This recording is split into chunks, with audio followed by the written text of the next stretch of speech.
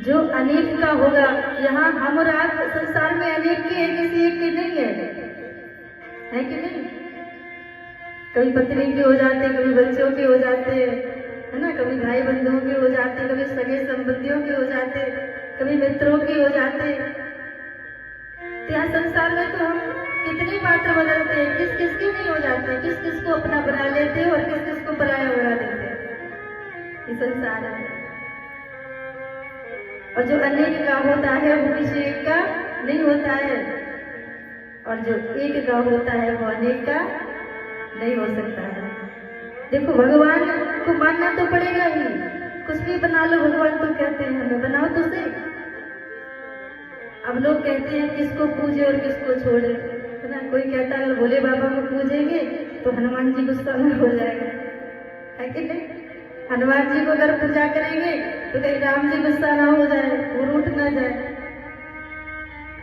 मतलब हम और आप पूजा करते हैं तो अगर मंदिर में 4 देवी देवता है ना तो 4 को भी पूजेंगे। एक भी छूट गया ना तो घर पे जाओगे और छूट गया कि उसकी पूजा नहीं कर पाए तो मन अशांत रहेगा कि उसको नहीं पूज पाए। बगल में एक और मंदिर था, वहां नहीं जा पाए, कहीं वो ना रूठ जाए, उनको बुरा ना लग जाए। यही तो सोचते हैं। कहते हैं सबको पूजो, किसी को नहीं छोड़ना है। जैसे आपने देखा होगा एक पत्नी होती है, पत्नी सबको मानती है, मन से सबको सम्मान देती है कि नहीं? चाहे सासू माँ हो, चाहे ससुर जी हो, चाहे जेठ जी हो, चाहे देवर हो, ससुराल में जितने भी संबंध होते हैं, पत्नी सबको मानती, सबका निर्वाहन करती है। लेकिन प्रेम किससे करती है सबसे ज्यादा? किसको करती है? पति को, है ना। उसी प्रकार संसार में हमें सबको मानना है, किसी को नहीं छोड़ना, सबको सम्मान देना है और सबको पूजना है। लेकिन एक इष्ट देव को निर्धारित करना है कि हमारा इष्ट कौन है ना। एक इष्ट होना चाहिए, चाहे राम जी को इष्ट बना लो, मतलब सर्वस्व हमारा, जिसके चरणों में हमारा सर्वस्व निछावर हो जाए, जिससे सबसे ज्यादा प्रेम हो, जिसके प्रति सबसे ज्यादा श्रद्धा हो, रुचि हो, प्रेम हो, उसको इष्ट बना लो। जैसे हमारे बाकी बिहारी है इष्ट, तो इनके बगैर मन नहीं लगता है। और ऐसा नहीं है कि बाकी बिहारी को प्रेम करते तो राम जी को नहीं मानेंगे, उनको नहीं पूजेंगे, ऐसा नहीं है, उनको भी मानते हैं। राम कृष्ण में ज्यादा अंतर भी तो नहीं है। राम कृष्ण दो एक हैं, अंतर नहीं निमेष, और इनके नयन गंभीर हैं और इनके चपल विशेष।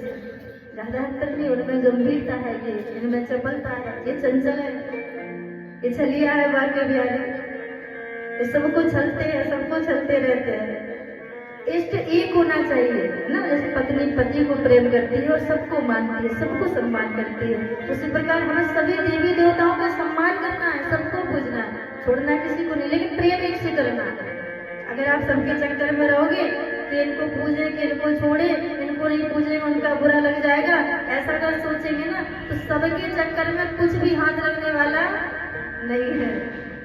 एक ही साथ है, सब सदे, सब साधे, सब जाए, है ना।